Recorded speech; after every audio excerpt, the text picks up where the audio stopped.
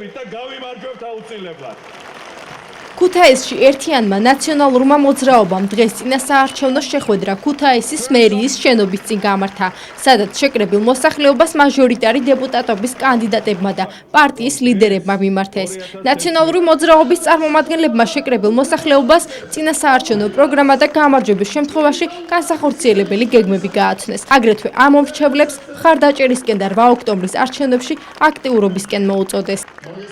ქუთაისში ისევე როგორც მთელ საქართველოში ხალხი ელოდება ცვლილებებს, ელოდება წინსვლას, ელოდება პრობლემების მოგვარებას და ამ ყველაფერს სჭირდება არჩევნები და სჭირდება სწორი არჩევანის გაკეთება. ამიტომ მე დარწმუნებული ვარ, რომ მოსახლეობა მხარს დაუჭერს ამ არჩევნებზე ნაციონალურ მოძრაობას და ჩვენი გეგმა გახლავთ სწორედ ეს: წყნარად, მშვიდად, დემოკრატიულად მივიდეთ არჩევნებამდე, წყნარად, მშვიდად, დემოკრატიულად არჩევნების გზით წერტილი დაუსვათ უნიათობას და არაფრის კეთებას და ყველამ ერთად ახალი ენერგიით წავიყვანოთ ქვეყანა წინ.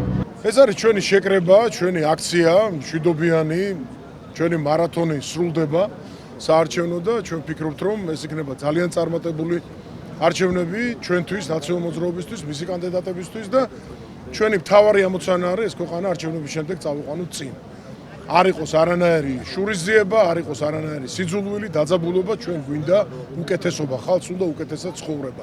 ყველგან, მათ შორის იმერეთში, მათ შორის ქუთაისში, სადაც ჩვენ დღეს ვართ, სადაც ძალიან ბევრი პრობლემაა და ხალხი იმედით უყურებს არჩევნებს და ჩვენ გვინდა რომ ამ არჩევნებში ნამდვილად მოიპოვოთ სერიოზული გამარჯვება.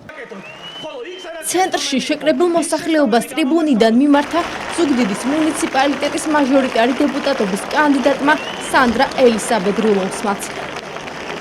დიდი მადლობა. აუცილებლად მოკითხვას გადავცემ მიშას, დიახ.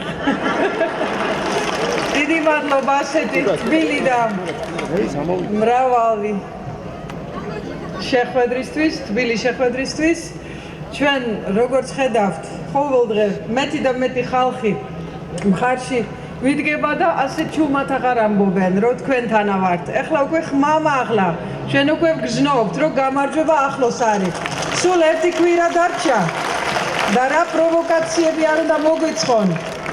ეგ მარტო ამაზე მეტყველებს, რომ თბილისში და სოლოლაკში ჩვენზე ძალიან ნერვიულობენ და ხედავენ ჩვენს ძალას, ჩვენს მშვიდ ძალას. ჩვენ არანაირ პროვოკაციაზე სამსვლელები არ ვართ. ჩვენ მოვდივართ სუფთა ხელებით, ღირსეული გუნდით.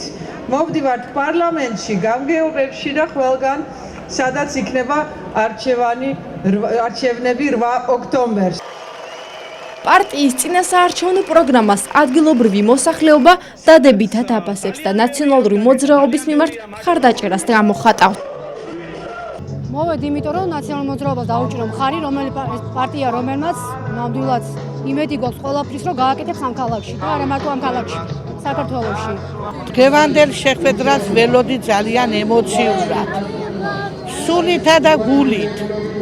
სურს რომ აი ამ გაჭირვებულმა ხალხმა მე ვმუშაობ სოფელში 50 წელია და ვიცი სოფლის გაჭირვება.